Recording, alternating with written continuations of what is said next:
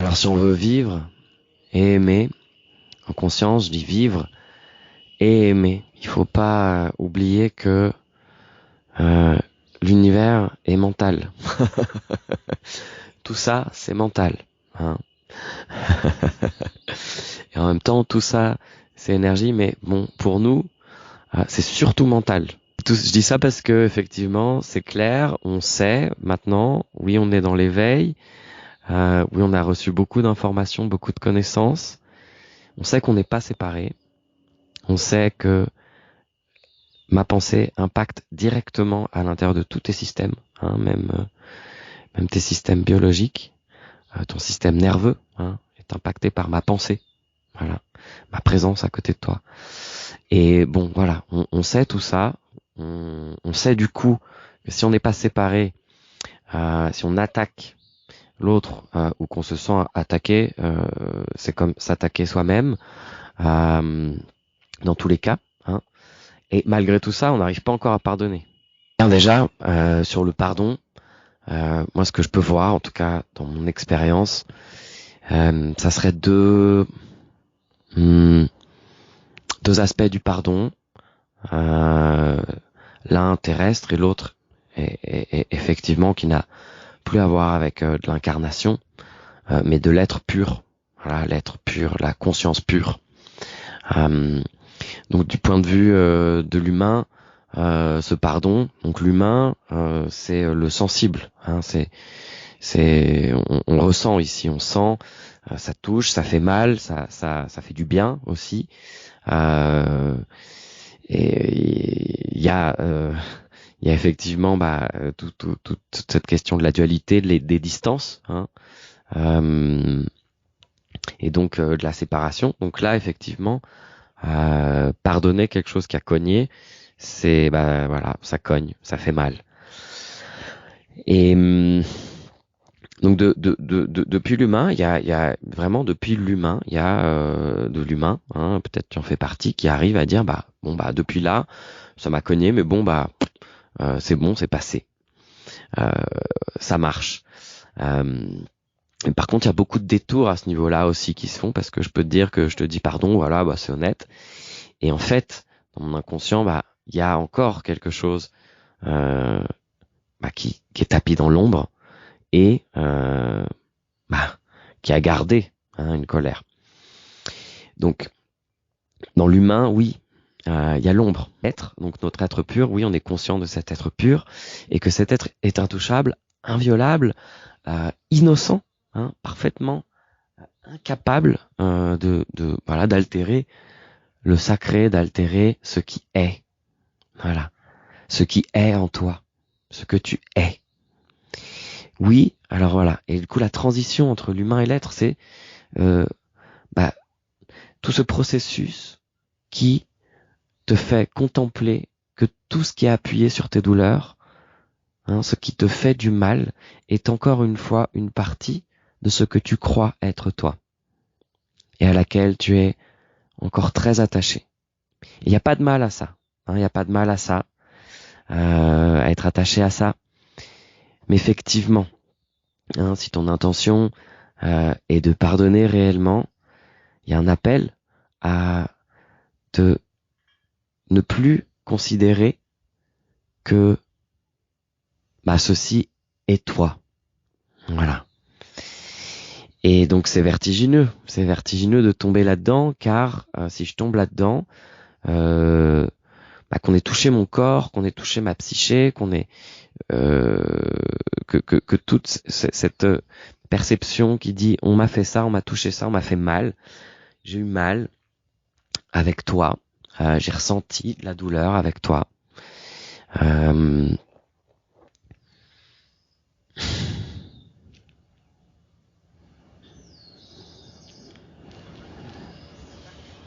Donc là encore une fois, ça bloque.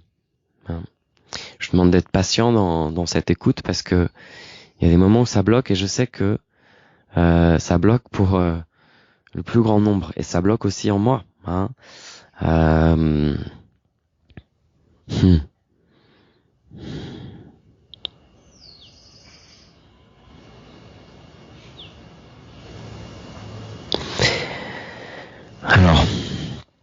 aimer, vivre consciemment. Donc aimer, on peut que aborder aimer, l'amour. On peut que l'aborder d'une seule manière, hein. La seule manière de l'aborder, c'est depuis le mystère. Donc le mystère, ça, ça, à la fois, ça laisse toutes les portes ouvertes, hein, le mystère. Et le mystère est aussi celui qui, à la fin de tout, referme toutes les portes et n'en garde qu'une, hein, parce que c'est un.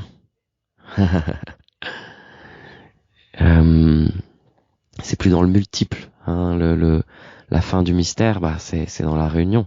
Hein, quand on résout, on arrive à non.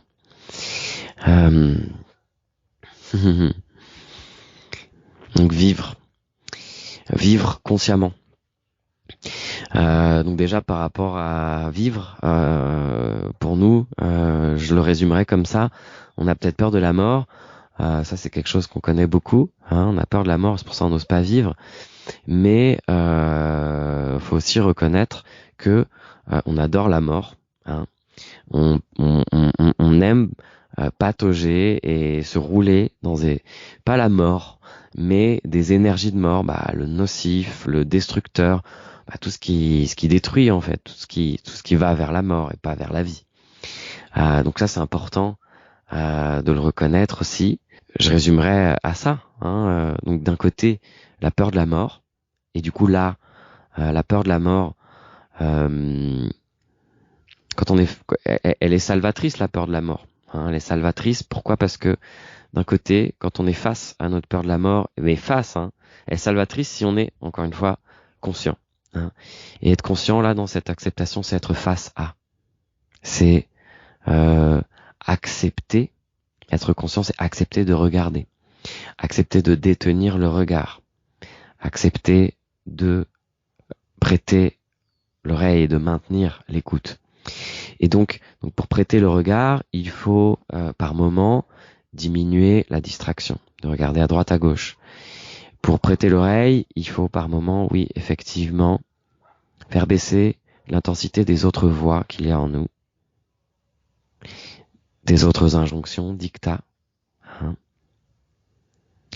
Et donc, souvent pour faire ça, il faut se mettre face à notre clan, à notre groupe, à toutes les personnes que si tu perdais contact avec elles, tu sentirais que ça quitte une partie de ta vie. Tu sentirais que tu allais presque, ça quitte une partie de ta vie comme si c'était une mort vraiment pour toi. Donc tout est deuil. Donc, te mettre face à ton clan et imaginer que tu es tout seul maintenant. C'est un endroit qui est dur, donc là il y a la peur, oui, et c'est ça, ta peur de mourir, c'est d'être seul au final, hein, surtout.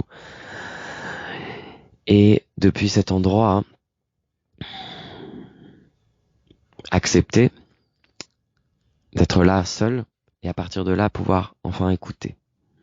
Non, écouter sans ces autres voix.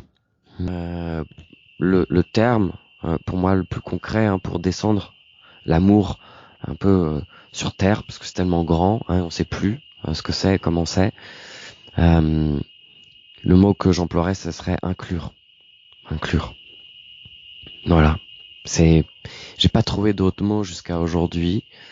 Depuis que j'ai commencé à me poser cette question, comment on fait pour s'aimer, comment on fait pour aimer dans le vivant, dans l'humain, dans la relation, dans la parole, dans une équipe, dans une relation amoureuse, dans une famille. Inclure. Voilà, inclure, c'est donner sa place, respecter la place et de soi comme de tous. Voilà. Donc je m'inclus, j'inclus les autres. C'est-à-dire je respecte la place des autres, la pensée, les modes de comportement, je respecte. Et oui, c'est donner sa place. Inclure, c'est ne pas rejeter. Et c'est très dur de ne pas rejeter car, oui, dans l'humain, dans le vivant, dans l'échange, on fait face à des interactions et des êtres qu'on a envie d'exclure. Et bien sûr, on a le droit, on a le droit. Et on a aussi dans l'humain ce besoin de se protéger. Et alors, comment on fait Comment on fait parce qu'il y a une conséquence à l'exclusion. La manière dont on exclut, la manière dont on exclut quelqu'un de notre vie. Parce que ça peut être pour de très bonnes raisons. Les raisons ne sont pas à remettre en cause de pourquoi tu as exclu. C'est pas ça. C'est comment tu exclus. Et quel est l'impact de ton exclusion sur toi, là, maintenant, dans ta vie de tous les jours. Que ce soit d'avoir exclu quelqu'un qui t'a fait un mal tellement grand qui peut être condamné pénalement, ou un mal moindre, comment tu exclus et tu continues d'exclure cette personne, parce qu'il y a du coup là quelque chose qui est encore là en toi. Non, les raisons, elles sont toujours bonnes. On peut pas dire que tu as eu tort d'écarter cette personne. Tu as eu raison, bien entendu, de te protéger. Oui, là tu as fait preuve d'amour-propre. Et c'est possible que tu te sois arrêté en chemin. De l'amour, encore une fois. Car si tu te rends compte de comment tu exclus encore aujourd'hui, peut-être une personne en particulier à laquelle tu penses là maintenant, peut-être des groupes de personnes, eh bien, là il y a une niche dans ta conscience non dévoilée, ton inconscient, ton subconscient, ton ombre, ton être non visible. Il y a une niche, une énergie qui exclut. Et cette énergie a un pouvoir immense. Tu peux l'imaginer. Car si c'est évident qu'on est tous venus, que ce qui crée la vie est intelligent et amoureux, veut créer, eh bien, d'avoir des niches à l'intérieur de ta conscience, d'une énergie qui va contre ça, des énergies, encore une fois, de mort. Car ce qui exclut, ce qui est, et ce qui est pour nous, dans le vivant, c'est la vie. Et la mort n'est pas, justement. C'est pour ça qu'elle nous effraie. Qu'elle n'est pas la vie. Donc si on continue dans ce propos, on peut avancer, car on a raison d'avoir, non pas exclu, mais écarté. Écarté. Écarté, c'est une forme d'amour qui protège, qui fait du bien. Quand dans la nature, il y a deux plantes qui ne vont pas bien ensemble, qui ne s'apportent pas des bonnes choses, il vaut mieux les écarter. Ou des espèces qui vont pas bien ensemble, eh bien, il vaut mieux qu'elles existent à distance. Et ça, c'est très bien. Et là, il n'y a pas de jugement, il n'y a pas de moralité, il n'y a pas de bien, il n'y a pas de mal à ce niveau-là. Donc la nature peut nous aider à voir ça. Donc tu as pris de la distance et c'est très bien. Maintenant, tu n'es pas dans le pardon. Non. Donc, il faut partir plutôt de la conscience. C'est plus concret. Donc la conscience, je dirais, c'est ça, encore une fois. La conscience, c'est reconnaître. Reconnaître. Et bon, alors reconnaître, c'est gentil. Mais si on est aveugle, si on voit rien, il n'y a rien à reconnaître. Quand je dis aveugle, c'est que il faut reconnaître que tu ne te vois pas. où tu te vois. Est-ce que tu te vois, hein? Ou quand je te dis tu te vois, est-ce que c'est une notion facile pour toi? Non. Alors, tu ne te vois pas. Tu ne te vois pas clairement, hein? Et il y a des zones, hein, de toi que tu vois et des zones que tu vois pas. Donc ça, c'est ça. Là, on commence à rentrer dans le reconnaître, hein. Et après, il y a des zones dans lesquelles tu ne peux pas rentrer. Pourquoi? Qu'est-ce qu'il y a? Il y a la peur. Donc pour rentrer dans la conscience et être conscience, il faut faire face à la peur, hein. La peur de quoi? La peur de reconnaître quoi, hein? Il y a de très grandes peurs, hein, de très grandes peurs, euh, des peurs communes, hein, des peurs, je dirais ces peurs antiques, ces peurs anciennes, ces peurs, la peur d'être seul, hein, d'être seul, qu'il n'y ait plus rien, la peur du rien, hein, de ne pas exister. Donc le rien, c'est ça aussi, c'est de ne pas être. Et c'est pire que la mort, hein. La mort nous ramène à ça, mais bien sûr dans la conscience de la mort et de l'au-delà de la mort, le rien fait encore plus peur, hein. Alors, donc, être conscient, amener à reconnaître, voir, passer, hein, ces endroits de peur. Et ensuite, il y a d'autres verrous, hein. Il y a des verrous euh, qui sont intelligents, hein. Là, c'est la limite. Il y a certains verrous. Oui, c'est joli de dire on va s'illuminer, tout ça, c'est très beau, hein, l'illumination. C'est. Mais en même temps, penser l'illumination, c'est ne pas être là, hein. Donc c'est ne pas aimer consciemment, car une autre manière de dire aimer consciemment, c'est aimer, c'est être là, c'est être présent. Celui qui n'est pas présent est absent. Celui qui est absent ne peut pas donner ni recevoir. Et aimer dans le concret, se traduit par la présence, et la présence par le donner et le recevoir, hein, la réceptivité et ce qui pénètre, hein. Et donc là, on voit que dans l'aimer, il y a aussi les principes, hein, masculin, féminin. Il y a, hein, ce qui reçoit, il y a ce qui pénètre. Donc aimer consciemment, ça revient aussi à intégrer, intégrer le féminin et le masculin. Aimer consciemment, c'est aussi accepter l'évolution, hein.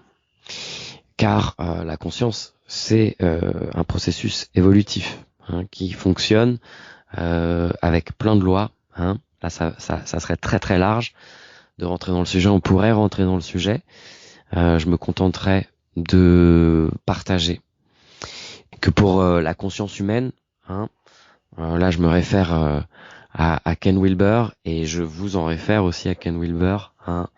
Et sachant que la conscience est un processus évolutif, l'impact que ça a sur la manière d'aimer, eh bien tout simplement, c'est d'accepter que ça se transforme, hein, de quelque chose qui est waouh, un et grand et beau comme au début, hein, l'éros et tout ça, à quelque chose où on va commencer à faire des distinctions, et il y a des séparations qui se créent, des dissidences. C'est pareil, hein, dans le processus d'évolution historique, dans la phase dans laquelle on est là-dedans, dans l'ère des dissidences, hein, des moments où on rompt, hein, et c'est pour ça, hein, d'ailleurs, que dans cet aimer consciemment, et d'être face, hein, de regarder à comment on aime aujourd'hui, les couples, c'est beaucoup de douleur, beaucoup de séparation, beaucoup on parle de beaucoup de toxicité, beaucoup de perversion, beaucoup de, hein, et donc là, on est dans cette période de purge, hein, collective, et c'est pas facile, et oui, il faut le reconnaître, et là, si tu veux t'en sortir et aimer consciemment, et libérer ta douleur, il faut aussi qu'on s'appuie collectivement à ce niveau-là, hein.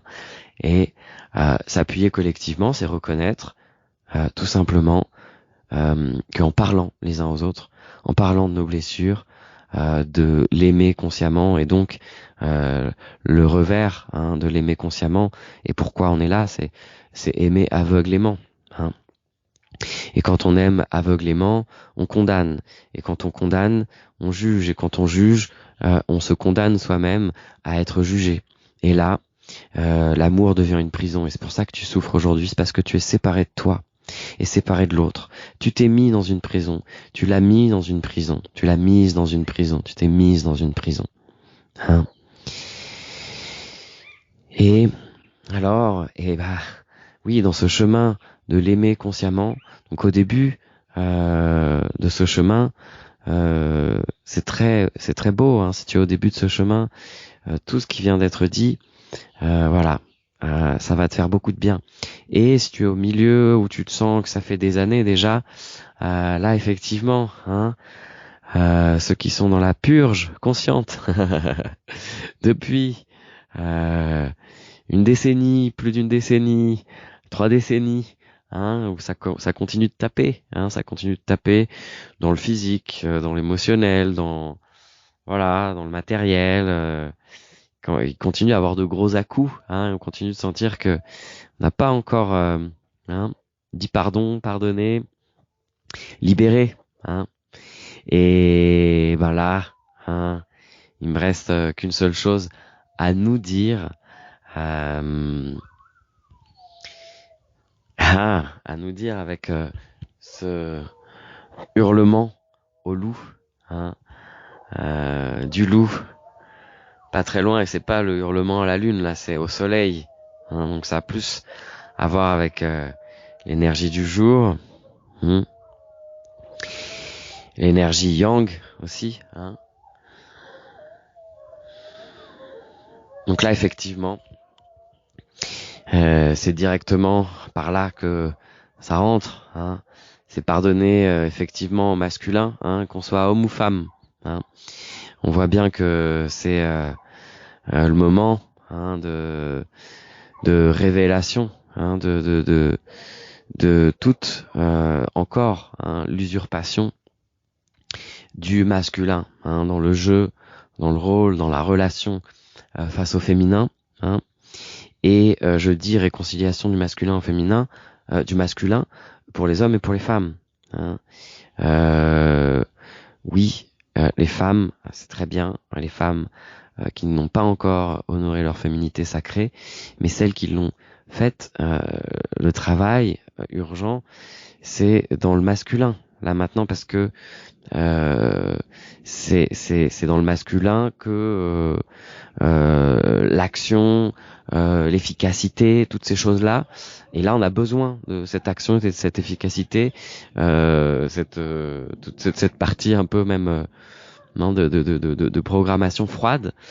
On a besoin qu'elle soit touchée, hein, par du chaud, par du cœur, par de la réconciliation, hein, et pardonner ce masculin blessé, qui coupe à l'épée, qui coupe au froid, hein, c'est ça, hein, ce froid que ressent le féminin.